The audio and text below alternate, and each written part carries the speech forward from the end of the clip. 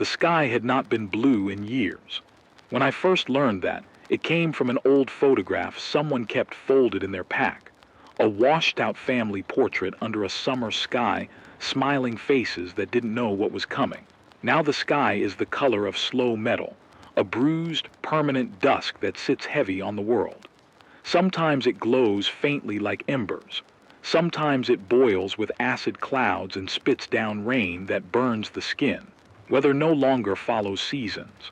It follows moods, hot fits that melt asphalt into ribbons, nights that drop to teeth-chattering cold, and winds that carry with them the fine, gray grit of collapsed cities. Floods came first in the places where we thought we would be safe. The sea stole entire coastlines over a handful of years, swallowing neighborhoods and leaving ships where houses used to be.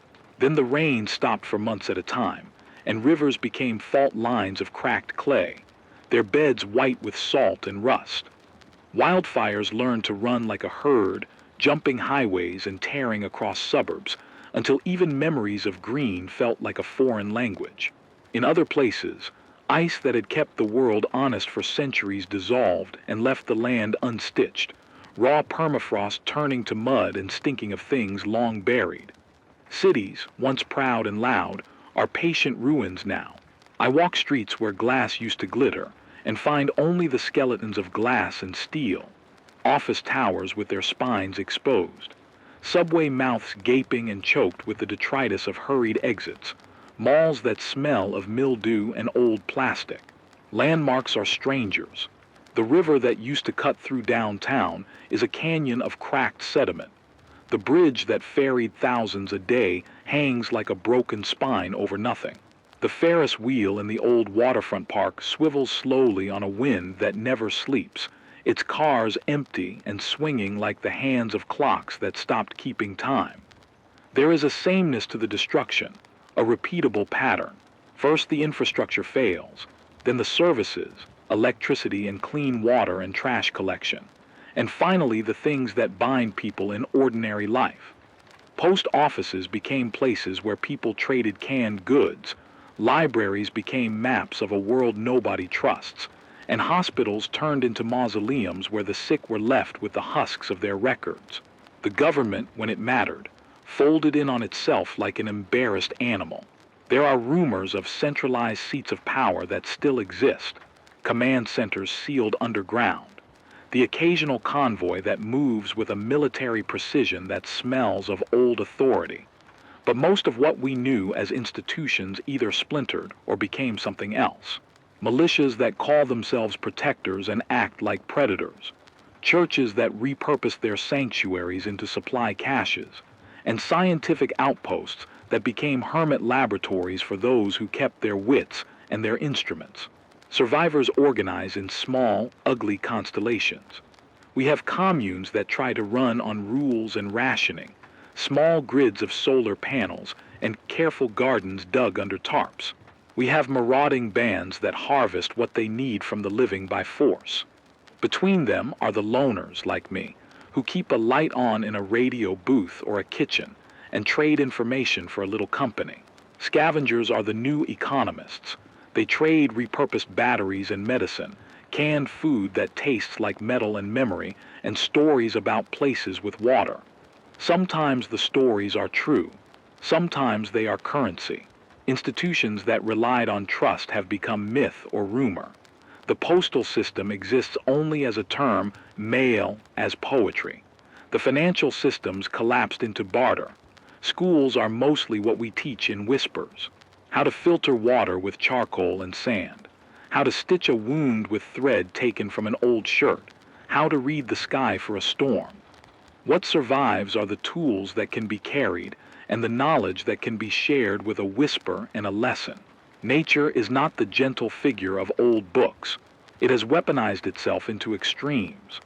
Pollen counts are stories of mass coughing. Heat waves set off dominoes of human failure that ripple through the remaining systems. Crops that used to feed cities failed in one season, and when the next season came, the seed stocks had been stolen or eaten. In some places, the soil is a white powder that refuses to hold a root.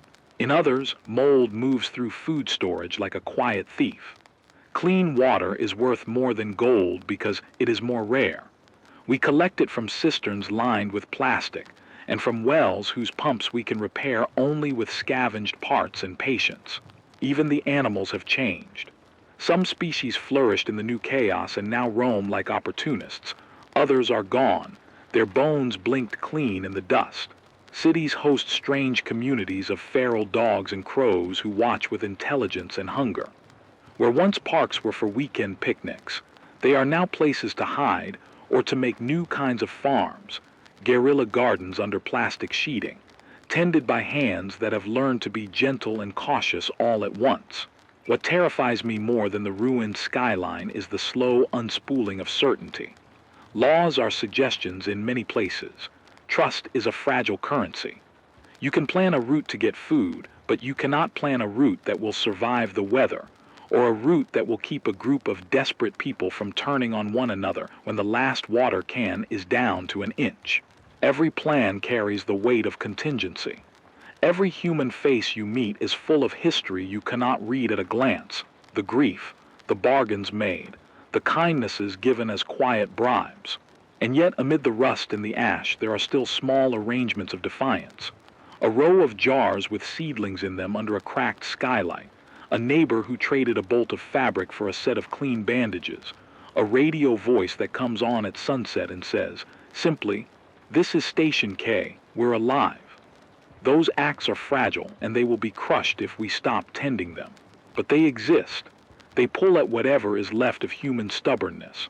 I tell you this sitting in a room where the generator hums more out of habit than strength. Outside, the wind carries the smell of someone else's fire. The horizon is a series of silhouettes that used to be promises. There is no grand narrative to hang all of what happened on. It was many small failures and a few monstrous events, layered on layer, until the old scaffolding came away. We live in the spaces between collapse now, carving out days and making bargains with the weather. The question that lives in my mouth most nights is simple. What will tomorrow demand of us? They used to call me a lot of things back when there were offices to answer to and a city that pretended to be permanent. DJ, broadcaster, voice of the morning, names for someone who sold time in 15-minute blocks and played other people's songs. Now the label that fits best is keeper of the signal. My name is Jonah Rays. Though names have become both currency and caution, you learn to whisper them and to forget them just as easily when the wind takes promises. I live in a room that used to be a post office on the north side of town. The old walk-in boxes are now cabinets for batteries and jars of something that looks like pickles, but was once a preservation experiment that actually worked. The counter became my desk. On it sits a battered transmitter, a tin coffee can of soldering scraps, a stack of yellowing maps with routes that change every week, and a photograph folded into the shape of a small boat. A picture of a woman laughing at a beach I can no longer find on any map. I keep that photograph under the microphone like a talisman. Some nights I talk to it, and some nights it talks back. Keeping a radio alive in this world is an act of engineering and stubbornness. My generator is a jury-rigged thing cobbled from a motorcycle alternator, a stolen inverter, and a battery bank scavenged from a hospital that no longer remembers its name. Solar panels, 5 of them, sun-bleached and cracked, feed what they can into that battery bank during the rare hours the sky takes pity on us. I patch the generator's carburetor with epoxy and wire when I have to. I siphon fuel from abandoned service stations in jerry cans, running routes that are as much about memory as they are about maps. 3 blocks past the theater, behind the collapsed bus depot, under the tilted billboard where someone spray-painted the words "Hold ON" in letters the size of a man. I carry spare spark plugs like rosaries. Survival for me is maintenance, not just of the machine that makes my voice travel, but of anything that stands between me and the cold. I know how to thread a needle, not because I fancied myself a tailor, but because a strip of cloth can become a tourniquet or a patch for a leaking rain barrel. I know how to distill water in a metal pot, using charcoal as a pre-filter, and then boil it until the bubbles look like a small, angry sun. I keep a little chemistry lesson in my head. Charcoal removes particulates. Sunlight kills what it can when left in a clear bottle, and patience is part of the filtration process. I keep a kit for sutures, needle, suture thread, antiseptic swabs, because many things have teeth now, both animal and human, and a clean stitch is the difference between a wound and an infection. But machines and stitches are not what get me up in the morning. I wake because someone somewhere might be listening. That is the ridiculous and stubborn thing about a radio. It draws us to one another, even when drawing close with flesh is dangerous. I have received transmissions from people holed in basements, from a woman who broadcasts in a dialect I used to hear at my mother's kitchen table, from children who sing a song badly, but with such insistence that it folds into the static and becomes sacred. They are why I keep the generator alive. Voices are currencies of sanity in a world that sells fear wholesale. I have lost everything that used to define me. A job, an apartment with a view of the river, friends who still called on birthdays. Most of all, I lost Anna. She was at the market when the first of the storms that came out of nowhere changed the map. The word they used for that one was flash deluge, like it was a polite thing. It came like a fist and took her away in a sweep of glass and mud. I have tried to seat that absence with facts, the time, the place, the last words, but facts are brittle and fracture under longing. Memory does the other work.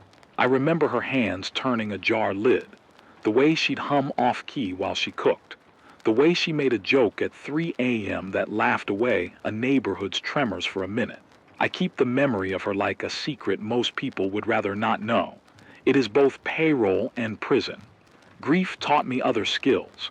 When the city's clinics locked their doors, I learned to read bones by the way they lay under the skin.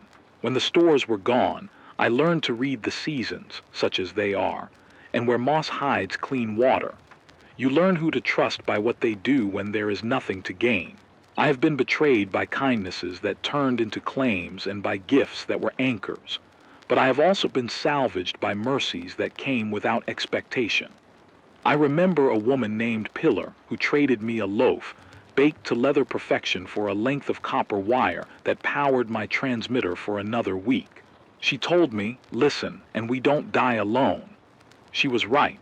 There is a voice I have cultivated for the air. It is not the same voice I used at a wedding or in a job interview. That voice is brittle with memory. The one I offer across the static is softer, worn like a coat, and honed to say less that matters. I learned how to speak slowly into the microphone so that anyone tuning in on a bad receiver might catch the sentence. I learned to leave space between words for listeners to breathe. And I learned to keep my facts short and my empathy longer, because people need instructions, how to boil water, where a patrol was seen, and they also need to hear that someone else is awake and thinking of them. When the possessions began, the thing the papers call in hushed and absurd terms a demonic wave, because the other words failed them, my role shifted from comforter to warning bell. I had heard the first rumors.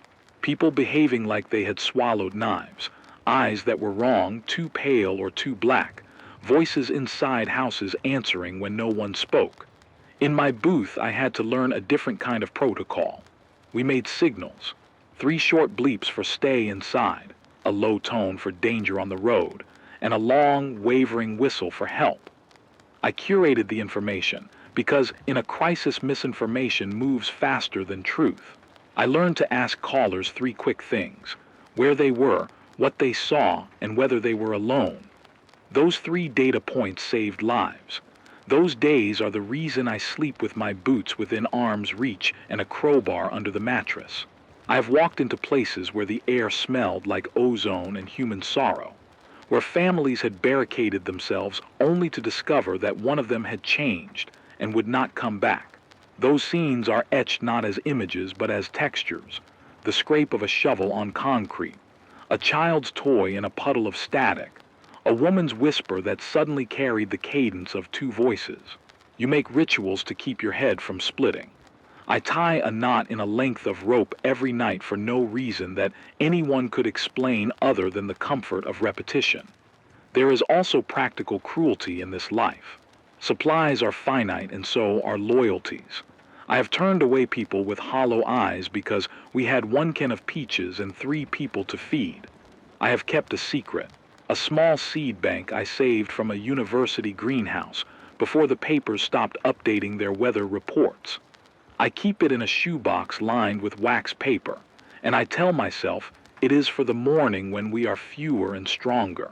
Sometimes I wonder whether hoarding is survival or sin. I try to balance usefulness with mercy. I trade a bandage for a story, a battery for a song the way my grandmother used to trade recipes. I have learned that sometimes the best currency is information, a safe path, the schedule of a patrol, and I spend it sparingly. Hope is not grand here. It is pragmatic. It is the tiny, stubborn idea that if I can keep my transmitter alive that night, someone will hear my voice and think twice before stepping into a street where raiders wait. It is the belief that the seeds in my shoebox will not be eaten in panic. It is the quiet confidence that someone will remember the song I used to sign off with and hum it to their child, so that the child will know there was once music that did not sound like warning. When I speak, I do so with the authority of someone who knows how thin the line is between order and chaos, and with the humility of someone who has failed and been forgiven by fate more times than he would like to admit. I am not a preacher nor a warrior. I am a man who keeps a light in a place that has mostly gone dark. My work is small and therefore it matters. I do not know if the voice I am offers salvation of any cosmic sort. I do know this. It buys another hour of calm, another minute for someone to bandage a wound, to see the horizon without panic, to hold a child and promise a future that may or may not come. Anna's laugh lives in the pause between songs I play. Pillar's bread lives in the texture with which I describe a recipe on air so that someone else can replicate it if they have flour and a stubborn hand. The photograph under the microphone is a quiet accusation. Don't waste what you have left. I keep it there because the radio needs a face to speak to. Sometimes, a caller will say my name on air even without knowing it, and I will answer because voices are maps and answering is how maps stay useful. So that's who I am in this scratched world. A voice, a mechanic, a stitcher, a thief of fuel, a holder of secrets, a teller of small truths. I am the person who wires a bell to a generator to make sure you wake when the weather takes a dangerous turn. I am the person who tells you the route is safe if you go at first light and take the old canal path. I am the person who will, if you ask, play a song for the memory of someone you loved. I do these things because someone taught me that survival is not only about keeping the body fed. It is about keeping a shared world alive in speech, in instruction, in the tiny courtesies passed over the airwaves. I keep going because when the static parts and a human voice comes through, the world feels less like ash and more like something we might, with luck and stubborn hands, rebuild. The crisis is not a single thing. It never was. It is a braided rope of failures that tighten all at once. The drought that hollowed rivers, the storms that learned to aim like artillery, the fires that run like herds, and then, strangely, terrifyingly, the other thing that crawled in on the edges of human panic, the possessions. They arrived as rumors at first, like bad weather reports you only half believe. Then they arrived as calls to my booth at night, voices breaking with the rawness of people who'd seen someone they loved become something they could not recognize. If you want a single image for how the world feels, picture a place where the sky forgets how to be patient. We had long periods where the air heated and stayed hot for weeks, then it broke into violent fits, flash storms that hit like fists and then vanished, leaving mud and wreckage. The jet stream that used to sweep weather along like a tidy broom has become a ribbon of knots. Pressure systems stall and bake a region until crops give up on life. And then the system snaps into a storm that hits with all the intensity of a displaced ocean. Coastal cities drowned when sea levels rose and storm surges took neighborhoods whole. Inland, Rivers that used to be lifelines shrank to beds of salt and glass. That is the first layer. A climate that no longer follows the patterns our grandparents taught us. Beneath that is the infrastructure failure. Electrical grids are brittle. They go down and take months to come back, where they come back at all. Water treatment plants were designed for a stable input and constant power. When drought-starved rivers and fuel ran out, pumps stopped. Sewage systems overflowed where the heavy rains came. Supply chains that once moved food and medicine across continents fractured into barter lanes and convoys that are easy to ambush. Fuel becomes a story. Where it is, who burned it, who died for it. When fuel drops low, radios go silent, lights go out, and the people who depend on oxygen concentrators or heated nurseries find themselves bargaining with time. The possessions layered over the collapse like an infection. At first people described behavior, someone talking in a voice that wasn't theirs, sudden bursts of violence, catatonia that came with a fever. Then the patterns hardened. In some places the symptoms align with a neurological breakdown people called the rattle. Tremors, confusion, then a fixation on mirrors or running water. In others, it looked like the person was being argued with by something in their chest, two voices in an old body. We tried, at first, to fit these things into medical boxes. Encephalitis, mass psychosis, a toxin released from a chemical spill. But those explanations never fit every case. Hospitals were full of people with different symptoms and the same blank fear. What I learned on the air, by keeping notes and saving the calls like a scientist saves specimens, was that the possessions spike when other systems fail. Power cuts, storm surges, water contamination events. There's a correlation that nobody could ignore. When electromagnetic interference rises, lightning storms, transformer hums that turn into shrieks, people reported doors slamming, voices coming through old radios, and family members who looked at you like they didn't know your name.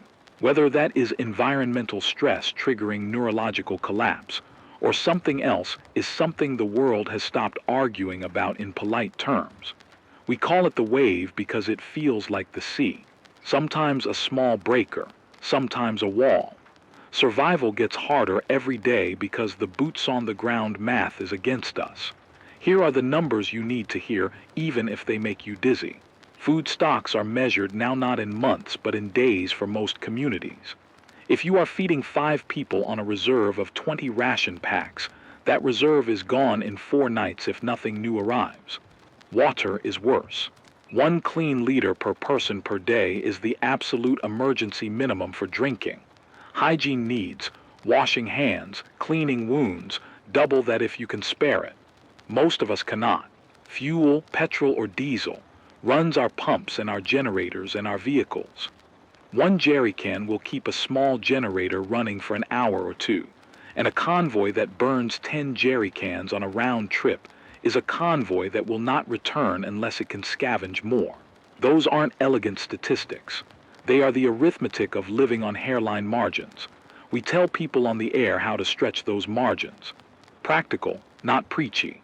If your household has 3 liters of clean water left, use 1 for drinking and cooking and the rest ration for the same time tomorrow.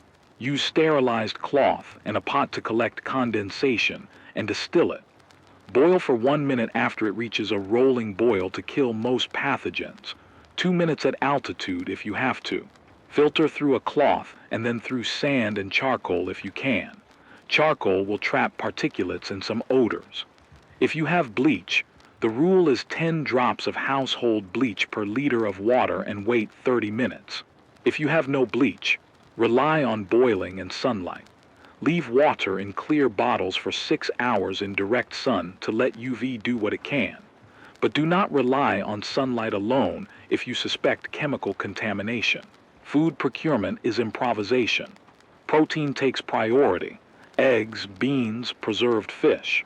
Learn to make pemmican from dried meat and fat. It keeps and it carries calories without refrigeration. Scout for wild edible plants. Nettles, chickweed, purslane. Only after you have a printed or memorized guide. Do not eat anything that smells wrong or that you can't positively identify. If you must hunt, use traps rather than guns to preserve ammunition. Preserve food by smoking with low, long heat. Salt if you have it. I teach a recipe on air for jerking fish with ash and a tarp smoker because there is always someone with a tarp. Fuel conservation is tactical. Turn devices off when not in use. Wire a generator to a power strip so you can switch entire banks of devices rather than wasting fuel on inefficiency. Insulate your living space with blankets and plastic sheeting. Lower your heating losses. A warm hat saves more body heat than a jacket. Carry spare belts, spark plugs, wire. One broken alternator without a spare can mean weeks without radio. The social problem is as dangerous as the environmental one. When people's children are hungry, bargaining ethics crumble. Groups that organized as protection rackets become mafias. I have seen volunteers become commanders because someone had a lock on a water pump. You cannot legislate for human desperation. You can only design for it. That is why we on the radio emphasize local protocols. A watch rotation to keep patrols honest. An agreed upon punishment for theft that is swift and public so it does not become a private war. And transparency in distribution so hoarding is visible and discouraged. These are fragile institutions, but they work where they are followed. Allies appear in odd places. There is Doc, a former ER nurse who has made a scrappy antibiotic library out of pill packets and is generous with sutures but strict about sterilization. There is Mara, who runs a scavenger crew and knows the city like a pocket map. She charges for her routes but shares information for free. There are clusters of farmers who have adapted to salt-tolerant strains and permaculture tricks, trading fresh greens for batteries. Then there are the predators, the Northmen, a band that controls the old highway and levies a toll in meat for passage. They are efficient, vicious, and they keep the highway clear by making the alternative more dangerous. Allies appear in odd places. There is Doc, a former ER nurse who has made a scrappy antibiotic library out of pill packets and is generous with sutures but strict about sterilization. There is Mara, who runs a scavenger crew and knows the city like a pocket map. She charges for her routes but shares information for free. There are clusters of farmers who have adapted to salt-tolerant strains and permaculture tricks, trading fresh greens for batteries. Then there are the predators, the Northmen, a band that controls the old highway and levies a toll in meat for passage. They are efficient, vicious, and they keep the highway clear by making the alternative more dangerous. Encounters with other survivors are always a negotiation. I get calls where the voice hesitates, then says, "We have a mother and 2 kids. Can you tell us if the canal path is clear?" Those questions cost me. Answering could send raiders to that path if the information leaks, but not answering might send those people into a field where the lightning likes to strike metal. So I run checks.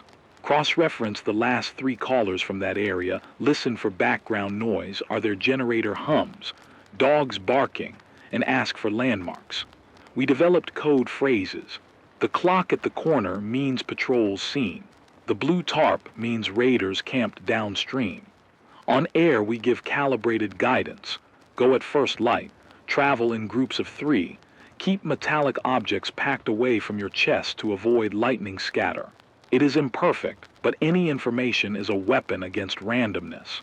The possessions complicate everything. Caring for the afflicted puts caregivers at risk. If one of your neighbors goes through an episode, body contorting, speech splintered, eyes fixed on the wrong horizon, your first instinct is to help. That instinct will get you killed if you do not take precautions. We teach containment. Clear the area of sharp objects. Keep distance. Use fabric to cover windows. They react to mirrors. Do not leave children alone with the afflicted. And if it escalates, call for help on frequency 7.2 where trained teams coordinate removal. Removal is not a judgment word. It's triage. We have teams, improvised, undertrained but brave, who will attempt to transport the afflicted to places with a secure perimeter and a powered EEG if they can spare it. This is rare and costly. Often the only option is to create a safe room. Nothing reflective, soft furnishings, hydration, and 2 people to watch rotation. It is a tactic borrowed from psychiatric wards and adapted for scarcity. Science tries to keep up, but science is slowed by what we lack: reagents, powered labs, continuous observation. There are pockets of researchers who think the possessions may be a synergy. Environmental toxins altered by changing microbes, or fungi releasing neuroactive compounds when permafrost thaws, or a new virus exploiting stressed nervous systems. Others point to a psychosocial mechanism. When communities fracture, mass trauma expresses in neurological collapse in vulnerable individuals. Both can be true. Both can kill you. The practical steps are the same. Reduce exposure to obvious contaminants. Don't use water that runs black. Avoid basements where methane smell or mold is strong. Wear masks during dust storms because particulate matter can worsen neurological symptoms. And restore sleep whenever possible because sleep deprivation makes anyone brittle. We are stretched thin for medical supplies. Antibiotics run low, as do anticonvulsants and sedatives. When someone seizes, we improvise. Hold them safely, cushion their head, loosen clothing, protect their airway, and try to keep them from self-harm. If an episode lasts beyond several minutes, you need a care plan because prolonged seizures damage the brain. That is the cruel arithmetic of our times. A lack of drugs becomes a multiplier of damage. Weather becomes a weapon. A windstorm can scatter a camp's stored supplies in a matter of minutes. A lightning strike can fry a solar array that took weeks to scavenge. A flood can take the garden that fed 10 people. I learned that the best defense is redundancy. Multiple water caches in different places, multiple energy sources, one solar bank, one stored set of batteries, a hand-crank generator if you have to, multiple escape routes. Plan B and Plan C are not fanciful. They are the only strategies that keep you breathing after the first domino falls. So we prepare on the air. I send out lists. Seed exchanges on Tuesday at the church ruin. Fuel-sharing cooperatives meet at dawn by the old stadium. A mobile repair team runs an alternator swap on Thursdays and takes barter for trade. The radio becomes a logistics hub because our phones are a burned-out luxury and the networks are patchwork. We make public service broadcasts. Boil water now in Zone 3. Raiders spotted on Route 9. The Northmen passed the bridge at 300 and took the east flank. But the tension is constant. Every broadcast risks drawing attention, good attention and bad. The choice to light the lamp is the choice to be seen. I balance it like a tightrope. I root out help for the old woman who called in with a voice like paper, and I withhold the coordinates of the scavenger stash because Mara trusts me and I promised. Promises are now treaties. That is the set of the conflict. An environment gone violent and unpredictable. Infrastructure that no longer supports life at scale. The rise of predatory groups. The scarcity of the essentials. Water, food, fuel. And the horrifying human variable of possession. The world has narrowed to small geometries of survival. The perimeter of your camp, the radius of your generator's hum, the length of your radio's reach. Each day you stretch those geometries outward, looking for things that will keep the line from snapping. Tonight there is a bank of clouds to the south and a metallic taste in the air. The generator's oil is low, and the nearest fuel cache is a scavenger's gamble across a bridge that collapsed 3 years ago but might still hide a crate of cans. Mara called earlier and said a convoy would try the run at first light, but the Northmen have been unusually active. A caller from the east reported a family member who started whispering names that were not his own and banging on the window until his knuckles bled. I patched together the advice in the limited time I had. Secure the house, remove reflective surfaces, rotate watch, and get the child out of the room if you can. The child is always the urgency that tips us toward risk. You ask why we keep at it. Because the alternatives are worse.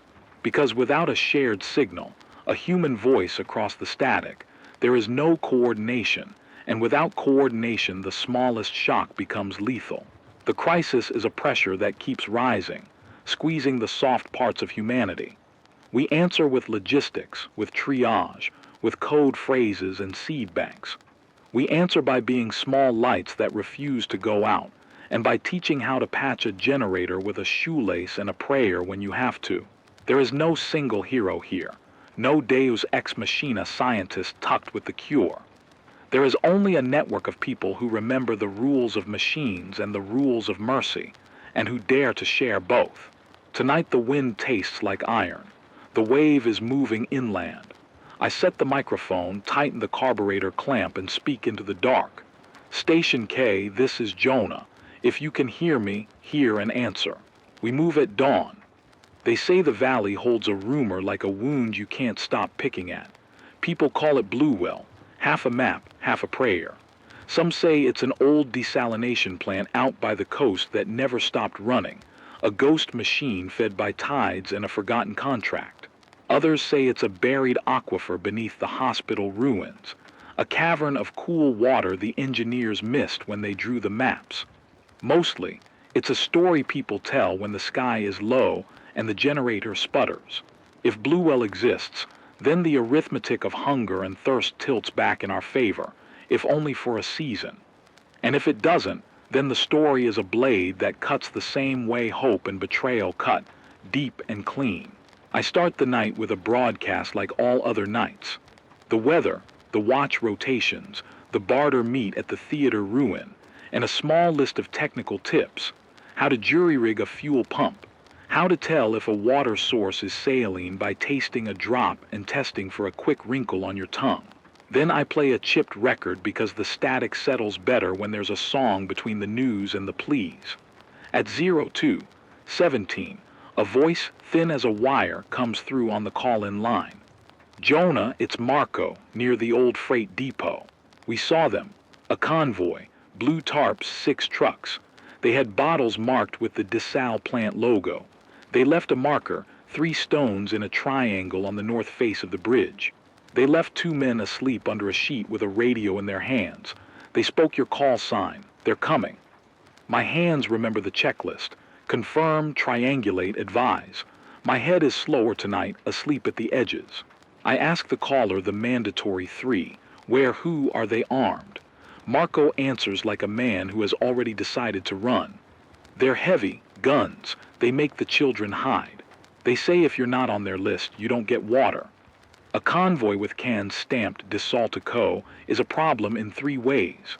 First, the marking can be true. Some relic operations still run, solar arrays at hidden plants, roving brigades that operate sluice pumps off tides. Second, the mark is a ploy. Anything stamped with official-looking logos draws people. Third and most dangerous is that everyone believes the stamp is true until proven otherwise, and that belief moves bodies like a magnet. I call Doc on the second line. She is awake. She always seems to be awake. Her voice is coffee and suppressed anger. If they're claiming desal, they'll try to show the tech, she says. A pump, a gauge, a generator. People see that and forget to smell the story. We need eyes, Mara says when I patch her in. She speaks with the authority of someone who has walked broken highways until the names came off the asphalt. I can move a scout crew, but if they're armed, we need a plan. We can't blunt force a convoy. Mara's offer is both generosity and barter.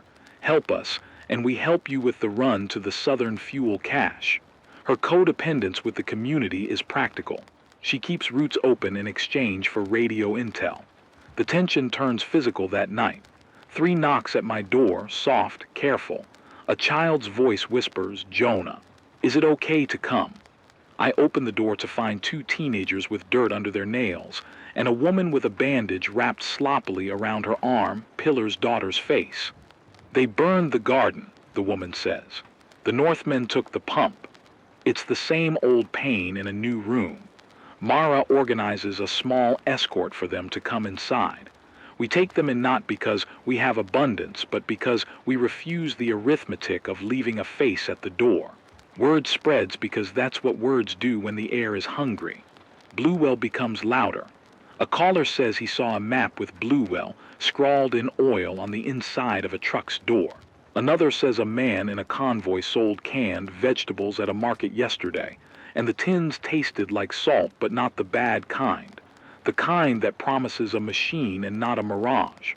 Disinformation is a weapon. So is desperation. Both move through neighborhoods like a cold. We plan reconnaissance because information is the only thing you can spend and hope to get back. Mara sends 3. Lur, who can climb like a raccoon and disappear into rooftops. Tessa, who knows radio forensics and can tell if a recorded message is live. And a man named Omar who knows how to pick locks and, if necessary, shoot. They go above ground at first light to follow the braid of oil and canned goods tins that convoys leave behind. 2 days later, a call that should have been routine turns into the first knife in the fabric.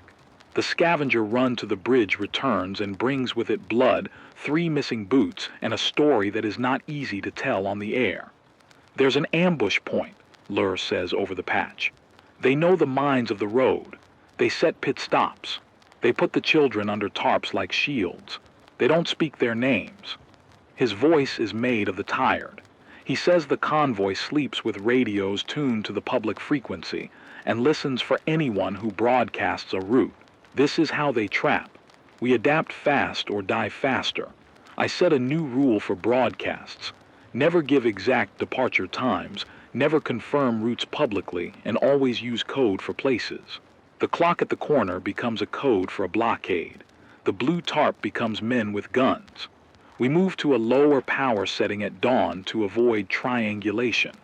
We teach people to carry noise makers that sound like generators, so that scouts on the ground waste time chasing false positives.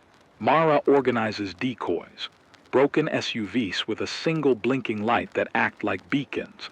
They draw attention away from real convoys. Running low on fuel turns every plan into a negotiation with scarcity. We ration the generator so tightly the week after the convoy story that the lights in the radio booth felt ceremonial. I traded my last working alternator belt for a crate of canned lentils, because Doc needed to keep a powered nebulizer for a child with asthma. The exchange felt like a theft of dignity. Every trade now is a choosing, a choice to keep warmth for an elder or to keep hope for a child. The math of mercy is a brutal ledger. Then the possessions complicate the decisions. A man shows up at the theater ruin where the barter meet takes place, eyes milky, talking in a voice that has no home in the man's body. He points at the convoy and says, "They are not the water." He speaks as if reading from a list. A crowd gathers and their faces become a barometer of fear. The religious begin to call it prophecy. The pragmatic call it a warning. The Northmen call it opportunity. Trust becomes a scalpel. I trust Mara because she has never lied about roots that matter. I trust Doc because she keeps bone and blood as science rather than sermon. But trust is not a property. It's a choice you make daily, and sometimes at the cost of what you need to keep. There's a moment when Mara asks me if I will say Bluewell's coordinates on air to bring people together, to answer the want with hope, and my corded thumb finds an empty space on the microphone. Saying it aloud would bring bodies to a place we cannot defend. Not saying it keeps the rumor alive and the hunger unfed. The silence is punishment. We take a middle path. I craft a coded bulletin, a schedule for a seed exchange and a shout-out to Southern Tide workers who supposedly know how to make a pump breathe again. It's not a map. It's a promise of shared knowledge. People read the promise and come. Among them is a man named Fallen who knows pumps and who can read a tide like a sailor reads a map. He is small and smells of oil and sorrow. He asks for fuel and pays with the kind of information that is currency here. Precise measurements of a coastal intake pipe that might be coaxed back to life. Fallen's presence shifts the narrative but also the room's power dynamics. The Northmen hear him, so do other scavenger bands. Fallen demands a guard for his work, and the guard he asks for is a group of young men with faces like coin, newly minted with the hard breaths of someone who has been promised power. I see how control moves. Who stands behind a pump becomes more important than who claims the pump is theirs by right. The tension builds not only from scarcity, but from the psychology of the wave. Possessions spike when the pressure rises. A shoreline assault, a supply convoy, the introduction of a new rumor. It's as if the human system responds to stress by ungluing its edges. Families fracture. Protective groups become aggressive. The Northmen escalate by taking a pump from a small commune that had a rudimentary filtration array. They punished the leader publicly, and the images traveled by word of mouth faster than any broadcast. Images of humiliation and the calculus of submission. In the booth, I tried to remain a steady point. I read the new protocols on the air, how to form a convoy and, more importantly, how not to. Convoys must have a scout 300 meters ahead, a rear guard, and a neutral mediator in the middle who keeps the manifests. Travel in a double file with 2 vehicles carrying essentials, and a third that is a decoy. Drive at times of low electromagnetic activity if you can. Dawn and dusk tend to have less storm noise. Avoid travel during electrical storms because the possession episodes spike during them. We publish the list of safe signals, 3 short beeps for stop, 1 long for pullback, and a 2-note sequence for medical emergency. The internal struggle eats me at night. I hold the photograph of Anna and wonder if keeping the radio alive is selfish or sacramental. If I do not speak, people lose coordination and die. If I speak, I might root them into an ambush. Once, a woman called in and begged for an evacuation route because her son would not stop screaming at mirrors. I hesitated because the known path carried a patrol of Northmen, and the unknown path carried the chance of lightning or quicksand. I gave them a half-truth. I told them to wait until the first light when scouts could move. The child died that night. The weight of that death lives in the shape of my silence. And then, because the world has a sick sense of timing, Bluewell answers with a single act that collapses hesitation into motion. Fallen finds an intake pipe and a valve on a crumbled shoreline where salt and sea have made love and left a stiff, scabbed surface. He rigs a makeshift generator from a salvaged motor and a hand-crank pump. The first time the valve turns, a thin, trembling line of water runs into a bucket. It is not enough to say it is water. It is enough to say it is real. News travels like a live wire. The Northmen hear. Mara thinks we can bargain with them. Doc thinks we can share and organize. Some want to fortify Bluewell and call it home. I stand in the middle with the microphone, and my voice is an augury and a ledger. I plan defenses in my head, trenches filled with shards, tripwires that trigger noise rather than deadfalls so the noise draws attention away from sleeping people, a perimeter that uses broken glass to make a sound like rain when crossed. Practical cruelty, I think, then correct myself. Necessary measures. We draft a coalition that is ugly and human, volunteers from 3 neighborhoods, a contingent of Mara's scouts, Doc's 2 medics, and Fallen's crew. We call it the Bluewell Accord because language matters. We arrange routes and code words and contingencies. I take a sleeping watch because the generator needs tending and hearts need steadying. The night before the move, a man afflicted by possession appears at the doorway.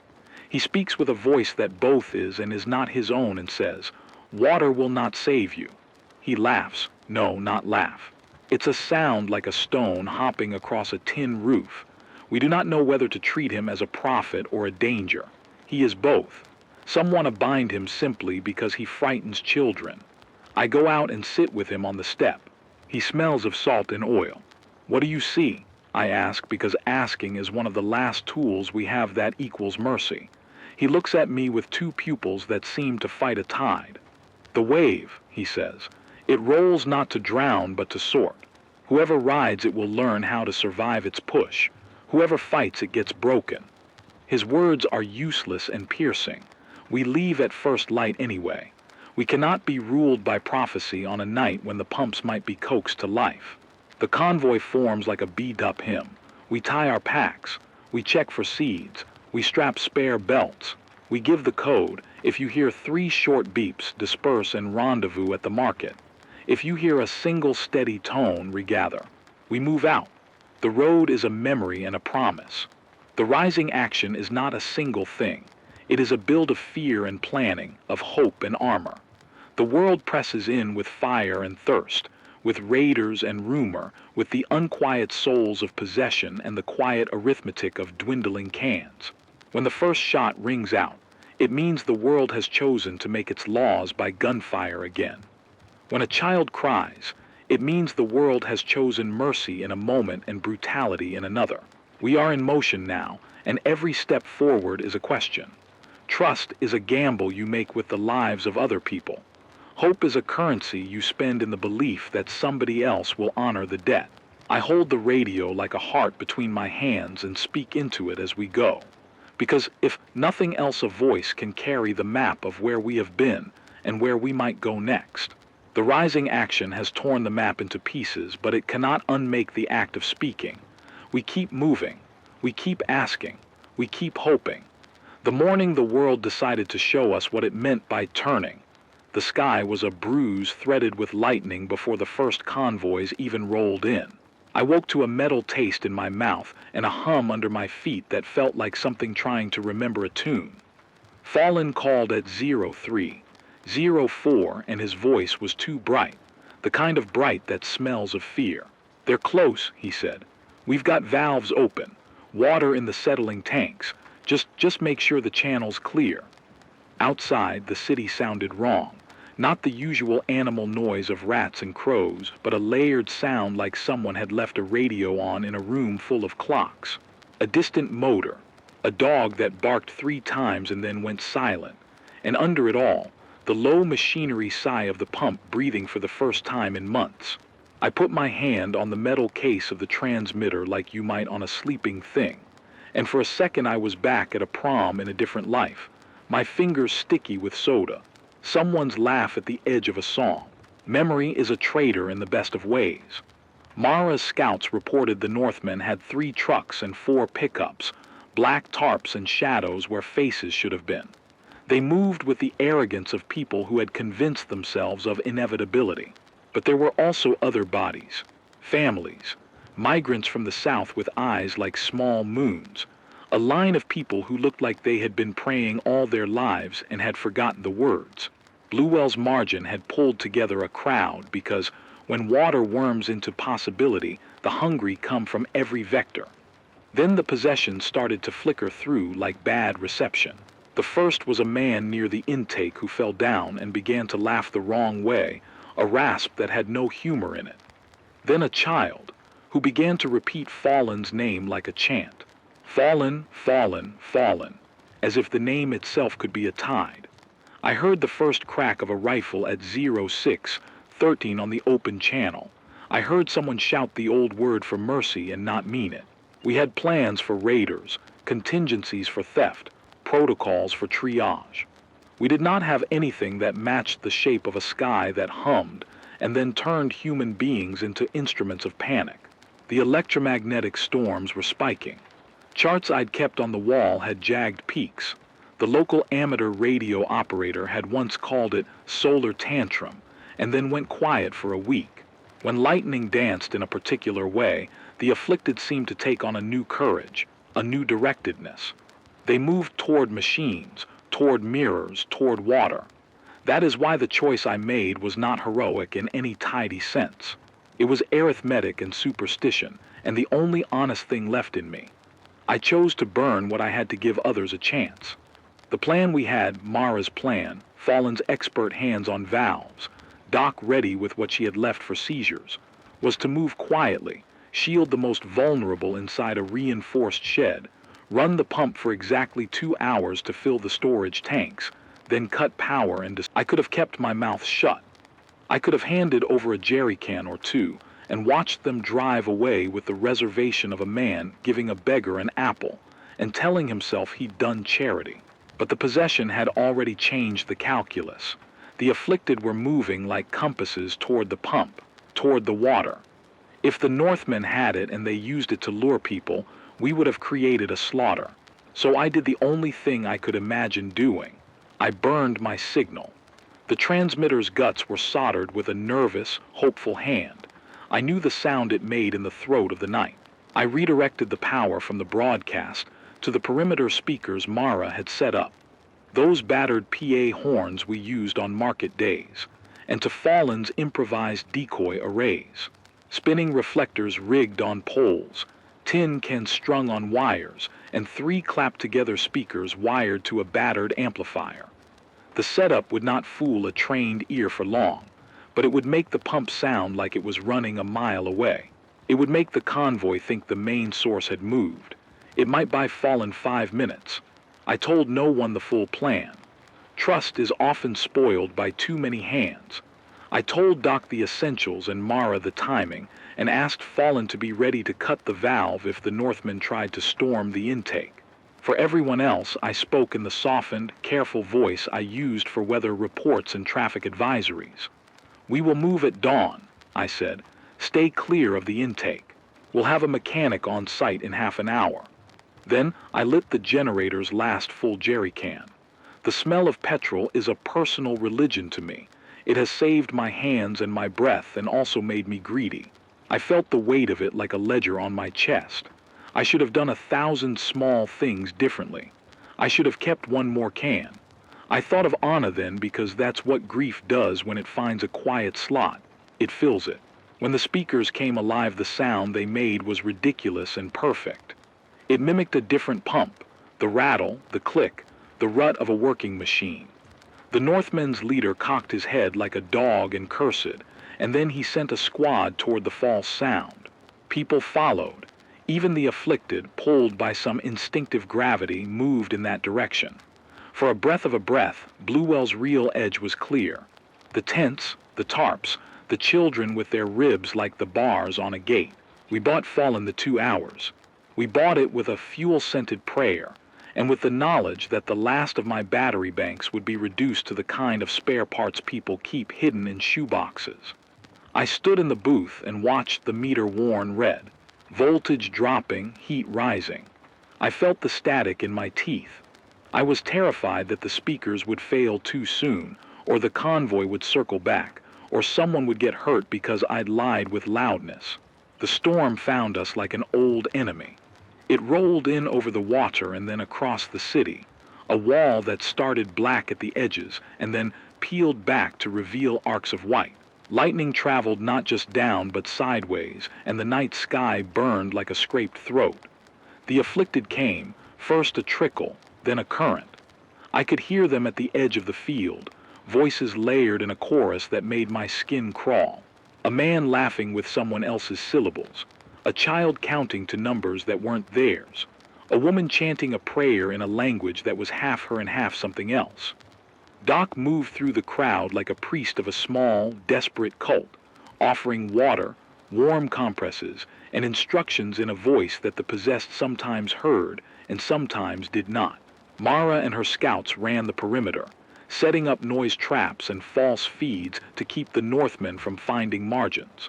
Fallen did his work with hands that trembled, and not because he was afraid. He turned a valve and watched brown and then clearer water bubble up into a barrel like a miracle. For a moment no one breathed. Then they came back. The Northmen returned with a fury that was almost clinical. They'd heard the fake pump and then suspected a trick. They'd been hassled by the decoys and decided the prize was worth brute force. They drove, they shouted, and they fired. Glass sang as bullets hit. A tarp caught in flame, and the scent of it was paper and oil and living things turning quick. In the crush, a child, Pillar's daughter, with the bandage still on her arm, was slung forward by the surge and fell beneath a truck. I moved without thinking like someone with reflex rehearsed, lifting and pulling and cursing at a world that invited me to do both. A man with milky eyes, he was afflicted, but his hands were still human, grabbed my ankle and hissed a warning. "Don't go to the pump," he said. "Water tastes of tide," and then laughed the wrong laugh, a stone skipping. I had to choose then, in a way that is simpler in memory than the moments themselves were. I could save the child and risk losing the pump, or I could protect the pump and let a life be martyred to the ledger. I have hesitated long enough in my life. The memory of the child's voice, the way it had begged for a story on the radio months ago, unhooked me from the ledger. I grabbed the child's arm and ran, and my world narrowed to the smell of blood and dust and the beating in my ears. We held, not because we were worthy, but because the sound of a pump and the bone-gnawing stubbornness of people who refuse to be cowed are weapons too. Doom did not arrive with a single stamp. It arrived in small injuries, in the slow attrition of faith, in the way the rain came down and made everything slippery and electrical in a way that made devices die. The speaker skittered and popped and went silent with a small, vicious cough. My radio gave the last wheeze of transmission, a crackled, ragged, Station K, Jonah. And then the night was a mouth. The generator coughed and died. Fuel that could have kept lights on for days had been used, and the cost hummed in my bones. My hands shook not from labor, but from the shape of the trade. A voice sold for a pump, a broadcast for a bucket. People carried water in the dark then, and in the carrying were small human rituals. Someone singing softly to reassure themselves, someone else measuring in silence, a child sharing a single gulp with an older man. When the shouting stopped, there was an odd quiet. The Northmen had taken nothing of consequence. The decoys had been effective enough, and Fallen had closed the valve and hidden the line where only someone with knowledge could find it. The afflicted had wailed and pressed against edges, but the tide of them had been shepherded away. The pumps ran long enough. Bluewell filled its tanks. We had minutes of victory, and minutes in this world are as precious as diamonds. After, I sat in the dark with my hands over my knees and listened to footsteps. People moved to sort, to count, to repair, to tend wounds. A child laughed somewhere, and it sounded wrong and then right. Pillar's daughter slept like a small animal with her head on a bag of seeds. Fallen smoked something that smelled like a reef, and he told stories of tide lines, as if he were trying to convince himself it was all real. I walked outside into a sky that had stopped its wheezing, and looked like it might empty completely. I put my hand on the cold shell of the transmitter and felt nothing. The little red light was dead. I thought of Anna's photograph folded in the microphone stand, and I thought of 1,000 other small things I would have to explain to nobody. Was it worth it? The radio was dead and the pump was alive. People had water, and for now the Bluewell Accord had a beating heart. We had bought time, ragged as a bandage, but real. I had given up the thing that had kept me tethered, the voice that let me be certain someone heard me, and in that void something else lived, the knowledge that I had acted. There is a long, slow grace in doing a necessary thing and feeling the cost. It does not convert into resplendent meaning. It simply sits beside you like a quiet animal. I walked among the people filling containers and handed out measures and matched faces to names I had only known by the sound of their breathing over a microphone. Someone, maybe Mara, took a photograph with a camera that still worked.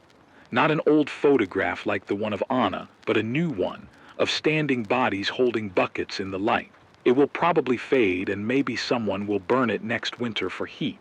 That is the smallness of the future. At dawn, with the generators humming low and Fallen's crew wiping grease from their hands, someone called my name. It was a child, Pillar's daughter, standing in the doorway of the booth. She had a small tin cup and she pushed it toward me without asking for anything. "For you," she said. "You made water." A laugh rose in my throat like a cough, and I swallowed it. I had given up a voice to make sure there were other voices left to carry on. I did not pretend it was not a price. I did not pretend it was not the right one. I sat down and took the cup and drank. It tasted like victory and metal and rain. It tasted like the future in a measuring cup. I do not know if Bluewell will hold. I do not know whether the wave will roll again with a new hunger and a new cunning. I only know what I did. I turned off my light and gave that power to others. I thought of the silence the radio left behind and felt it like a wound, and a wound like an altar. When the children played near the tanks and the adults argued about distribution and about who would stand watch tonight, I walked to the edge of the field and looked out at the city I knew in fragments. The Ferris wheel turned slowly in the distance like a tired question. I had lost a tool that made me feel necessary. I had gained the feeling of having done right, which is not the same as being right. I kept my hand on the photograph in my pocket. I thought of Anna's laugh and how small it seemed against the noise of the world and how vital too. I put the photo back in the microphone's place, in case someday someone came by who needed to know there had been other lights. Then I lay down under a tarp with the others and listened to the city breathe. Around me, people planned their next moves, traded jokes that tasted like ration packs, and sang a fragment of a song I used to play on radio. It was imperfect and it was real. The turning had come and we had not broken. We had bent and that counted. The cost of bending would be paid in ways I had not yet tallied. I closed my eyes and tried to imagine the next broadcast, the one I might yet give if I could coax a voice out of a dead box, or if someone else learned to wire a transmitter as I had. There was a future somewhere between the pump and the ruined skyline, and if I had any stubbornness left it was this. I would find a way to speak again. But for now, I listened to the sound of people carrying water, and that was enough. The days after Bluewell felt like walking through a wound that was still warm. There was soot on my hands long after the fire's stank had passed. The pump kept breathing, slow and patient, and each time the valve turned and the water ran clear into barrels, people looked as if they'd remembered how to pray. But the relief was not a tide that washed everything clean. It was a thin, stubborn ribbon, enough to mend one thing at a time. The immediate tally was simple and brutal. Fallon and his crew had enough fuel and parts to coax the intake for 3 weeks if we rationed carefully. The tanks held water for the surrounding neighborhoods for a month, maybe 6 weeks if drought took a sharp turn. We set a ration, 1 liter per person per day for drinking, an extra half-liter a day for children and the infirm, an allotment for cooking that was calculated to the mouthful. We kept some back for seeding, and for an emergency cache that no one could touch without 2 witnesses. The Bluewell Accord became a ledger and a ritual, 2 people on watch for every shift, a rotation that guaranteed no single faction held the keys for long, and an open log so everyone could see who took what and why. Those measures held because people wanted them to. We enforced them not with a new lawgiver, but with small public practices. Stealing was shamed in a way that mattered. Punishment was work the thief could not hide from: carrying water, repairing pipes, a public apology, and a week on the night watch. It was imperfect. It had to be. But it prevented the slow, corrosive rot that comes when suspicion becomes the default. What I had given up, the transmitter that was more than metal, the amplifier of human contact, sat like a fossil in my booth. Its case was dented. A red diode that used to glow with the soft confidence of signal was dead. I touched it and felt the absence like an ache behind the ribs. There were nights I lay awake listening for the phantom hum that used to tell me someone was awake out there. Silence is a different kind of company. It teaches you the contour of your breath. People thanked me in ways that didn't fit on any ledger. Pillar's daughter pressed a tin cup into my hands and said, "You made water." Little gestures like that weigh more than medals. And yet gratitude is a poor substitute for function. The radio was a tool of connection and coordination. Without it, we were less nimble. Without it, local disputes took longer to resolve. Without it, rumors, the worst whether we fight, crept back more easily. I thought I would feel triumphant. Instead, I felt chosen and diminished at once. I had sacrificed a voice to save a throat. That seemed noble in the half-light of the night, and in the hard geometry of daylight, it looked like an arithmetic problem with human consequences. I had decided that a bucket in a child's hand was worth my certainty that someone somewhere might call my name. I kept trying to measure whether that choice had been ethical or merely lucky. The ledger balanced some nights and not at all on others. The possessions did not stop because of Bluewell. If anything, the phenomenon became angrier, as if threatened by the pump's steady hum. Episodes flared in new places. The afflicted were drawn to the tanks sometimes, and we had to create buffer zones. Soft rooms lined with blankets and mattresses. Volunteers who sat through nights with the possessed and kept their hands ready for something as mundane as breaking a fever. Doc organized a roster of care that taught people how to stop a seizure from becoming a catastrophe, how to use a damp cloth and a steady voice to anchor someone halfway lost. Those nights changed the way I looked at mercy. Mercy had edges. It required discipline. We could not let compassion bleed into chaos. There were families who lost someone during an episode because we could not get them the drugs they needed. There were times when a person we loved became a danger and had to be removed for the good of others. We learned to make those removals with a ritual that tried to preserve dignity, a blanket, a spoken name, the playing of a record so the last thing they heard was something soft. I learned other things about myself. The sacrifice changed my relationship to power. I had once thought my voice was my currency, that being heard was a kind of survival. After Bluewell, I understood that being useful could be quieter. I taught basic repair, how to splice wire, how to clean a carburetor on the roadside with a strip of cloth, how to build a rain catchment from tarps. Teaching is a strange kind of radio. You send out instructions, and you live by the echo when someone else returns with a fix. A teen named Liz picked up the basics faster than I expected. She has my crooked way of listening and Pillar's stubborn hands. She works with Fallen now as an apprentice and sometimes sits in the booth and tells me, deadpan, that I can't be sentimental because the alternator belt won't fit like that. She's right. We rebuilt small networks of trust. Mara brokered trade with a cluster of salt-tolerant growers who had taught themselves a new kind of soil surgery. And in exchange, we shared a schedule of night watch rotations and a modest stash of batteries. Doc organized a rotating clinic where she taught the basics of wound care. Fallen turned a permanent job into a vocation. He examined valves the way other people examine saints. The Bluewell Accord was not a government, but it contained the seeds of governance, accountable people, public logs, agreed-upon punishments and rewards. It was fragile, but it existed. My grief was a private liturgy. I still kept Anna's photograph under what remained of the microphone stand. The image of her laughing at a beach, something impossible in this landscape, felt like a talisman and a rebuke. Sometimes, in the quiet, I whispered bits of old radio sign-off lines into the dead microphone and listened to nothing answer. Sometimes Liz would come in and answer for me with a hum or a whistle. That small exchange kept my habit and taught me that the human need to hear another human is not just for logistics, it is for shape. We are carved by speech. There were consequences I could not have predicted. Without the transmitter, we attracted fewer roving bands but more local friction. A neighbor in the third block learned to use the pump for a small private garden and refused to share seeds. We negotiated. We failed sometimes. People got tired. The Northmen still lurked. Their leader is a calculus of intimidation and old grievances, and they did not vanish with one defeat. They reorganized. They took to preying on convoys further afield.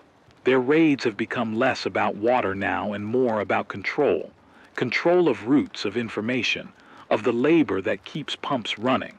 Nature remained capricious. Bluewell bought us a hold on one small plot of coast, but the storms still hit the lines of salt like testy animals, and permafrost melt had not given us mercy inland. We saw a slow, stubborn green pushing through cracked asphalt in one lot near the pump where seeds had been scattered not as food but as hope. The sprouts were like defiance, small, laughable, miraculous. They told us that the soil could still remember how to be generous if we coaxed it. That memory was fragile. It could be wiped by a single chemical rain or a sudden heat spike. In the middle of these changes, I found a new rhythm. I woke early not to power the transmitter, but to help check pipes and verify the watch logs. I worked with Fallen on plans to make the pump more resilient. A weatherproof cover, a hand crank backup, a cache of spare belts and seals buried under the concrete where rats might find them but not easily. We dug a shallow cistern to catch overflow and planted a ring of salt-tolerant grasses to slow erosion. Practical work, with hands that learned shape again, returned me to a kind of sanity. At night I listened. The absence of the radio was a hollow I filled with footsteps and conversation. People spoke more in the camp now, face to face, and the trade-off was interesting. Rumor spread more slowly, but grudges hardened where they did. We learned to use meetings to air grievances and to perform apologies, very loudly and publicly, so the community could weigh them. Ritual matters when institutions are paper-thin. Ritual becomes scaffolding when everything else is ash. I miss the sound of distant voices. Sometimes, I take a battered shortwave in Liza's hands and show her how to tune the old bands, how to listen for the ghostly music of far-off transmitters, and to recognize a real voice from a recording. She is learning to be a bridge. There's a boy who runs errands now who has an ear for the static. He squints the way I used to and says, with a grin, there might be a broadcaster in the next town with a working rig. The possibility that someone, somewhere, still had a voice felt like a small ember I could shelter in my chest. The moral calculus of the destroy to save choice never leaves me entirely. There are nights when guilt rolls through me in waves. What if I had not burned the signal and instead hidden it? Would that have been enough? What if I'd organized a defense better? Would the child have been squashed under the truck anyway? These are knots that do not unravel into clear answers.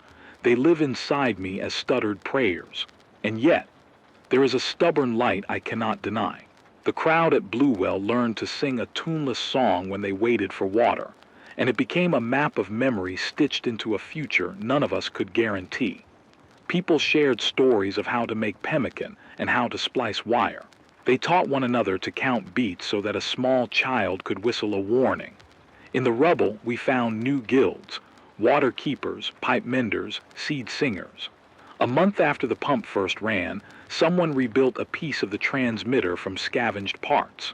It was small, a transmitter the size of a shoebox that would only reach a few neighborhoods, but the first time it buzzed, my hands smelled metal and hope. I did not light it. We pooled the decision. We tested it in the dark at low power, and the hum it made was careful. The shoebox transmitter was more careful than me. It needed a guard and a plan. We decided to circulate its use. 1 hour a day for critical broadcasts, and otherwise silent. Someone else would hold its key. I felt the quiet absence of my exclusive role like a soft sting. It forced me to let others be needed. In the end, the aftermath is a ledger of human choices. We kept water. We lost the loud voice. We gained a tent of shared responsibility. Nature did not heal. It rearranged itself in ways that were sometimes kinder and sometimes not.